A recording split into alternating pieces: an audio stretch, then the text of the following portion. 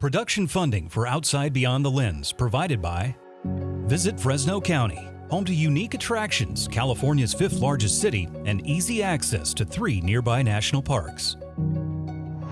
By Advanced Beverage Company, serving Bakersfield and Kern County for over 50 years. By Hedricks Chevrolet. We are proud to support the spirit of travel in each of us. Every journey has a first step. Adventures start here. By Hodges Electric Inc., over 5 decades of delivering innovative solutions for residential, agricultural, and battery storage systems. By the Pinstar Group, promoting opportunity and growth for the future. By Central California's Valley Children's Healthcare, futures worth fighting for. By A+ Signs, we never stop innovating for you. And by Valley Air Conditioning and Repair, family owned and trusted for over 50 years. Proud to support public television and the wonders of travel.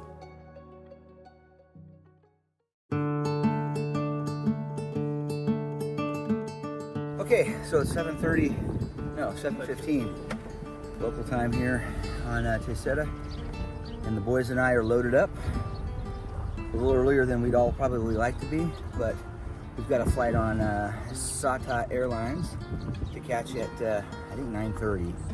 And we need to take the rental car back and walk a little bit to get to the airport, check in, and then get ready for the island hopper. It's only going to be like a 25-minute flight from here over to Sao Jorge, which is going to be our next island, which we're all looking forward to. When we first landed on the island of Terceira, it felt like stepping into a dream stitched together by wind, water, and time. And in just 24 fast-paced hours, we raced to uncover its colorful villages, volcanic landscapes, and the spirit of people forever tied to the sea. But the Azores, these 9 volcanic islands scattered like stepping stones across the Atlantic, are much more than a single place. They are Portugal's farthest reach, a living link between Europe and the open ocean, a place where nature writes the rules and where those who call it home find their own way to live by them. Zach is already digging the donkeys. He's already made friends with the 2 of them. Today, our path leads us to a neighboring island, Sao Jorge. Sao Airlines, the Azores' own carrier, connects these remote islands with a service that feels more like flying with family than just getting from point A to point B.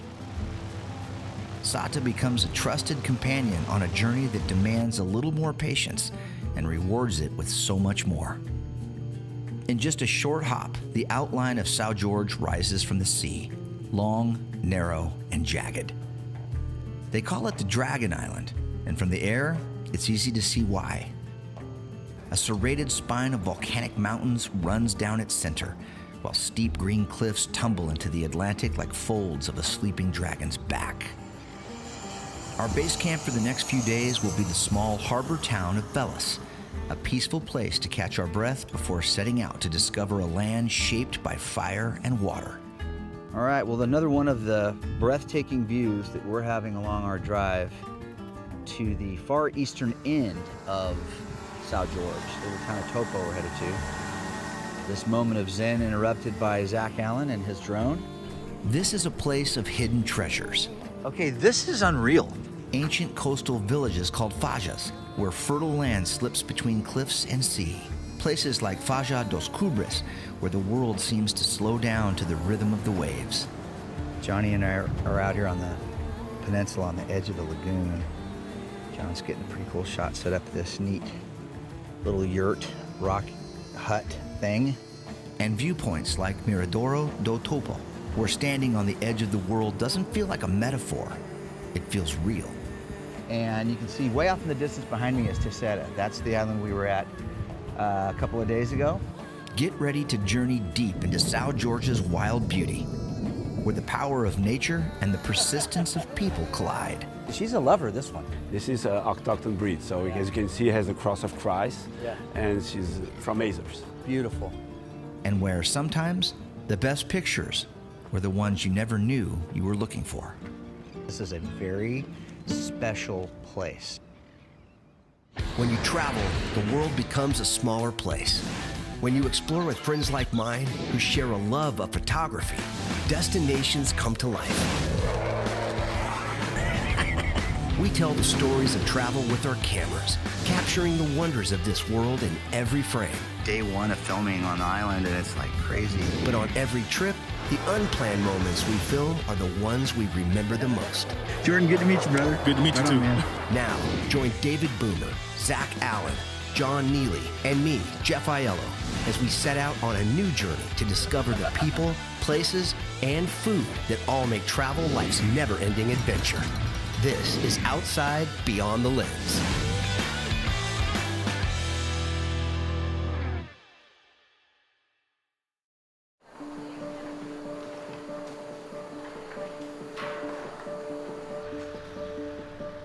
It doesn't take long after landing on Sao Jorge to realize this island moves to a slower beat.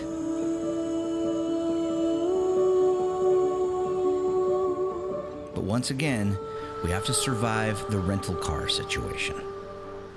Our crew is no stranger to small rental cars. We've packed gear into compact hatchbacks from Croatia to Colorado. But the little orange go-kart waiting for us in the Sao Jorge Airport parking lot might just be the tiniest yet. The only way to make this work is to run a shuttle. Bags first, then two of us go back for the rest of the team. Nothing like starting your journey on the Dragon Island with a little logistical comedy. Eventually, we wind our way to the seaside town of Velas, the island's main harbor and home to the charming and central Hotel Sao Jorge. Nestled in the hills that wrap around this sleepy port town, the hotel overlooks the Atlantic with rooms that open up to sea breezes and the sounds of gulls and fishing boats. After days of racing against the clock on Terceira, we decide collectively that it's time to downshift. Sometimes, the best way to capture a place is to let it come to you.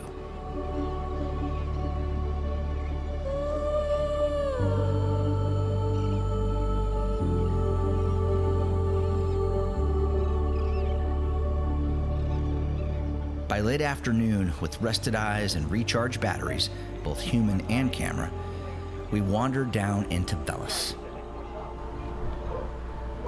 It's a quaint fishing town with a small village vibe and a place that just says relax.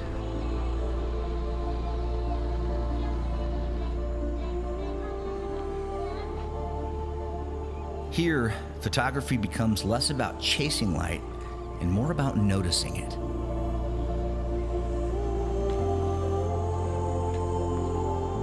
This town, like the island itself, asks nothing of you. But if you slow down long enough, it offers everything: peace, texture, and soul.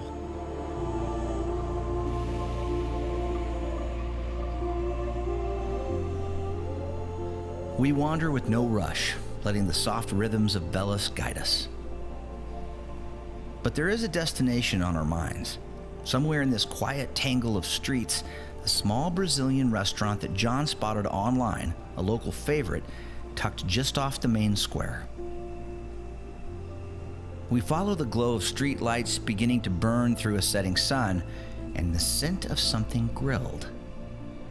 It's not the kind of place you find in a travel brochure. No neon signs or polished menus. Just a few tables, a friendly nod from the owner, and the promise of comfort food made with heart. There's a lot of tension in here. Yeah, I know. There's a lot of pressure here, Johnny. Oh, He likes it. He knows it. He knows it. Yeah. These beans must be good. Yeah, he knows it. Mm-hmm. Thank you. Thank you.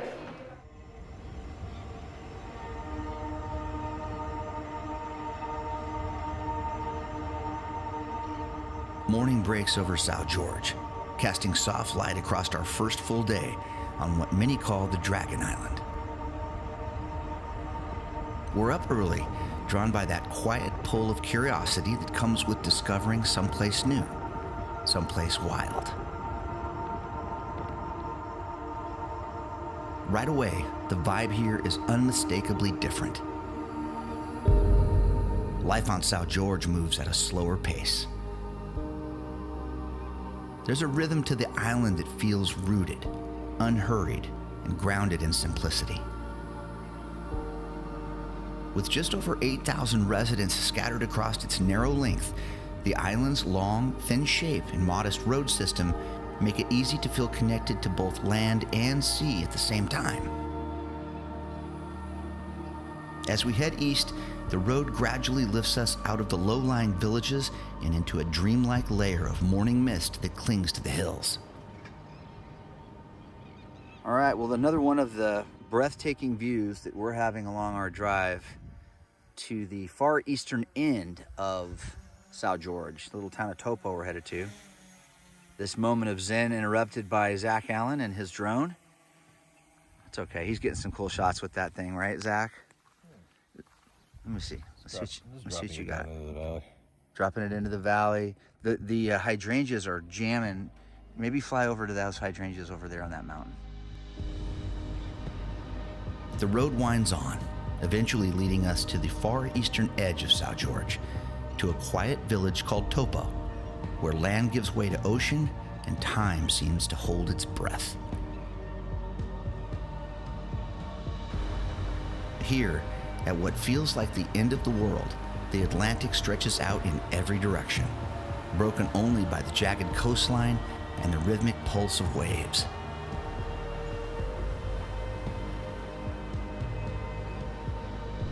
Perched above it all is the Topo Lighthouse, a stoic sentinel that has watched over these waters for generations.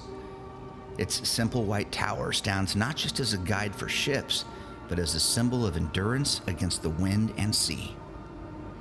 At our feet, something unexpected. An intricate compass rose laid in stone, perfectly aligned, as if to remind travelers of where they are and from which direction they came from. It feels less like a map and more like a message.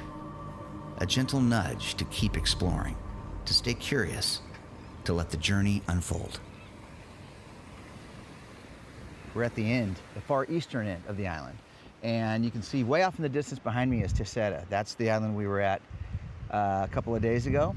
And took the short SATA Airlines flight right over here, about 20-minute flight over to Sao Jorge. The small village of Topo is just up the hill from us. Some of the houses here are on the outskirts of town. Everybody has a garden, everybody has a couple cows, everybody has a couple goats. It's just a wonderful place to chill.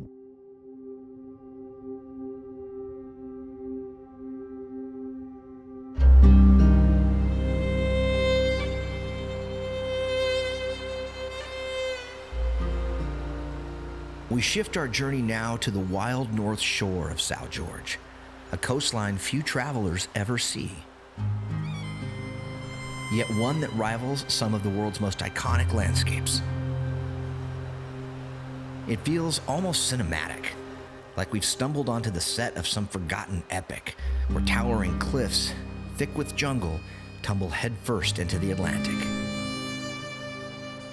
There's a resemblance here to places like Kauai's Napali coast, where vertical beauty is measured not just in height, but in emotion.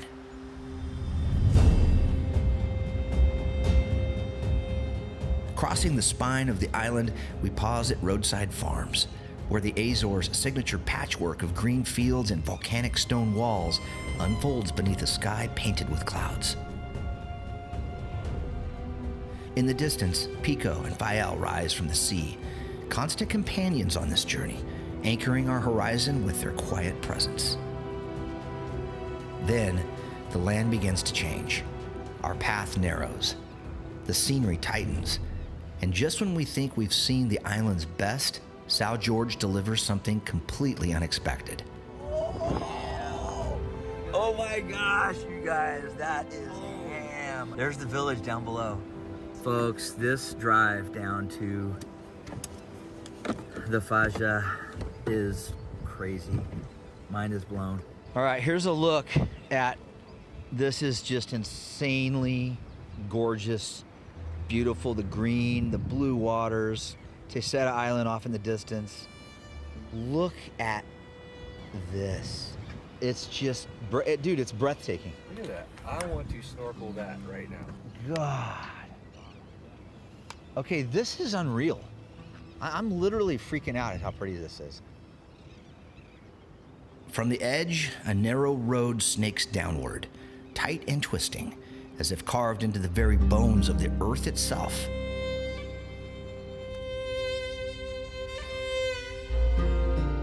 We descend slowly, cautiously, into a world that feels like it belongs to another time.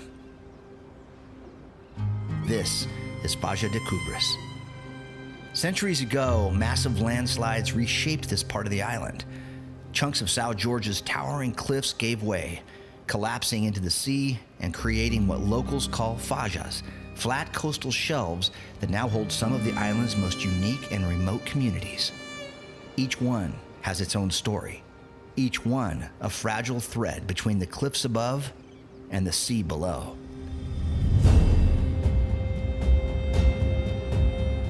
Faja de Cubres is no exception.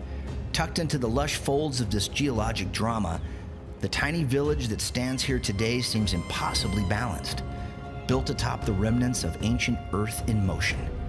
It's a place where time lingers, where the ocean still whispers reminders of the power that shaped this island long ago.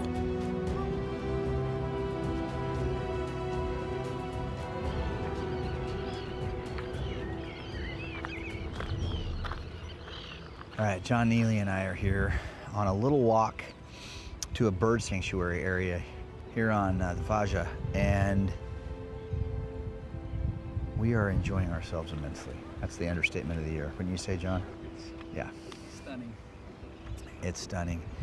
Not too crowded down here. I mean, there are tourists here, and they should be. This is the place if you're a tourist, you want to come.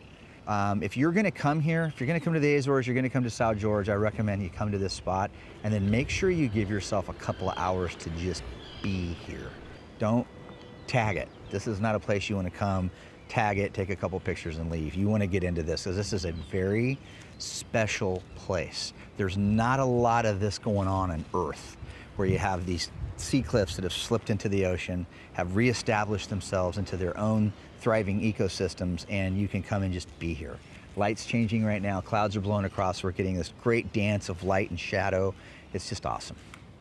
Bring your camera too, by the way. Just when we think Sao Jorge can't surprise us any further, we find a small stand tucked beside the parking area. Its tap gleaming in the fading light. Ice-cold Superbock on draft, the Azores local brew waits like a quiet reward for a day well spent. With trail dust still on our boots and camera batteries nearly drained, we sit back and let the moment settle in. The Atlantic sparkles just beyond us, and for a few minutes, time loosens its grip. Well, cheers to another cool adventure with my buddies. Right now, nice cold Superbock will get us back I'll get you a beer. on the road, although that sounds pretty bad. I can't. We only have one about every 6 hours. Yeah. Yeah, a couple of cool beers. Luckily, John's driving. He's not drinking, so we'll be okay. Cheers. Our mission today has been a bold one, to capture the island from end to end, tracing its spine from sunrise to sunset. And now, as golden light spills over the western edge of Sao Jorge, it feels like we've done just that. Almost.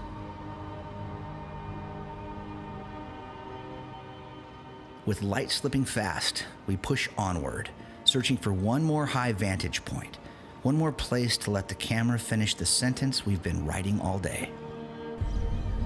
That's when we stumble onto something unexpected.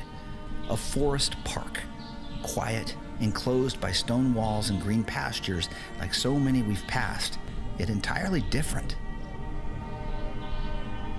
Inside, the landscape shifts again. Lush, sculpted groves stretch out beneath towering trees. Ferns and wildflowers tangle across walking paths.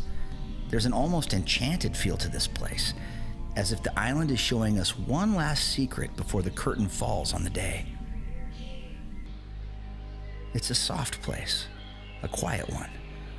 And as we wander through its shaded trails, we find ourselves once again overcome by the diversity of this island's beauty. Every step feels like a thank you from Sao Jorge. The next morning brings a familiar rhythm, bags packed, gear stowed, and the subtle weight of the trip's end beginning to settle in.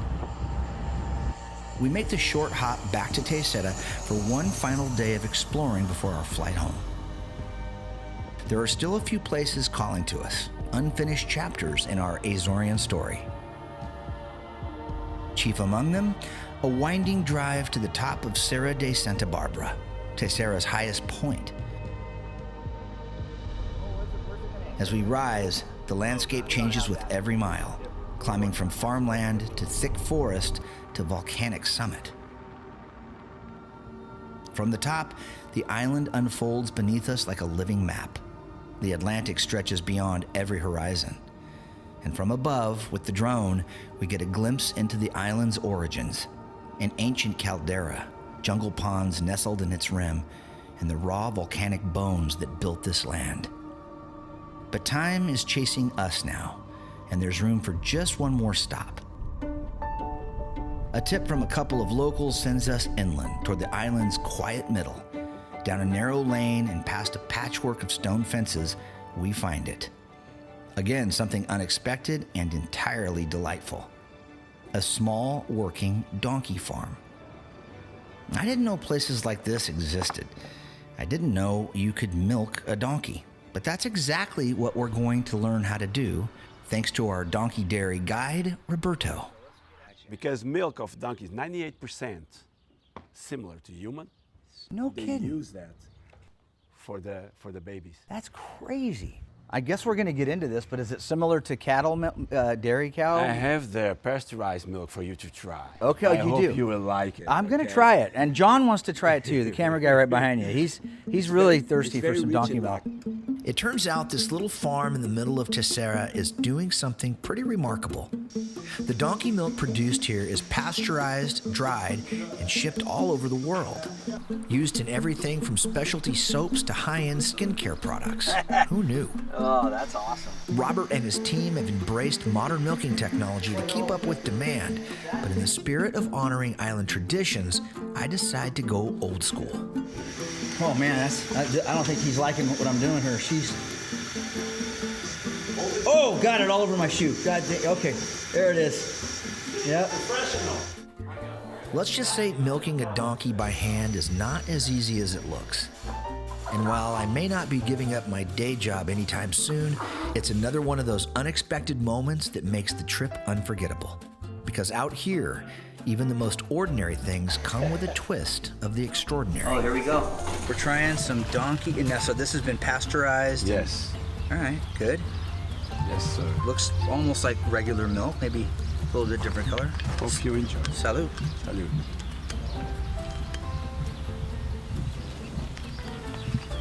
It is delicious. It's nothing. No, compared it's to nothing the cow. like it. It's nothing like a cow milk, like cow's milk. It's very good for your health. So It's got a mild sweetness to it. There's no sourness to it at all. kind of water. Yeah, oh, I'm what blown we- away. The grass. I'm blown away at how good that is. Alphonse is helping us out here. Nice. Good pour. Good pour, Alphonse. Oh, thank you. Obrigado. All right, yeah, you can tell it's thin. Cheers, cheers. Let's see what you guys think here. Donkey milk in the Azores, guys. It's good. Oh my gosh. It's really good, man. It's different. Yeah. Well, yeah, it's different, but halfway to a white Russian. yeah. That is sweet and Yep. Okay, donkey milk, we're sold.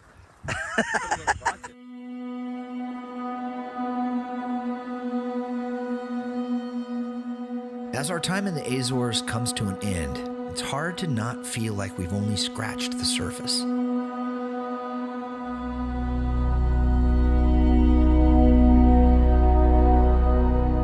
These islands, carved by fire, shaped by ocean, softened by time, hold something rare.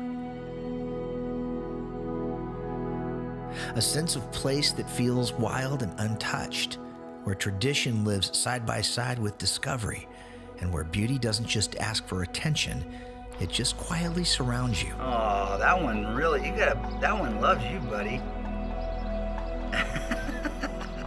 From the high cliffs of Sao Jorge to the volcanic heights of Terceira, this journey has reminded us why we travel in the first place. Beautiful. Not just to see new places, but to feel them, to be humbled by their power, to be surprised by their charms, and to let the lens do what it does best. Capture not just what's in front of us, but what lives in the moments between. Because in the Azores, the landscape doesn't just take your breath away, it gives it back, one peaceful frame at a time.